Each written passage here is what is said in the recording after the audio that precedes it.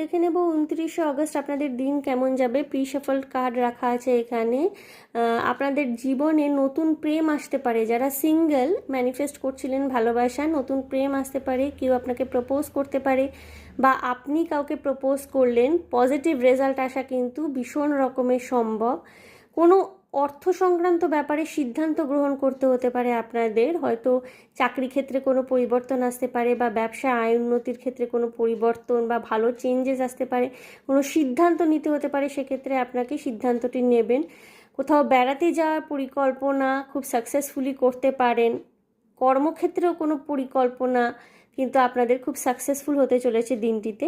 Oracle কার্ডে দেখব কি এসছে, don't let your past hold you back, অর্থাৎ অতীত আঁকড়ে পড়ে থাকবেন না, অতীতে কিছু থাকে না, সামনের দিকে এগোন।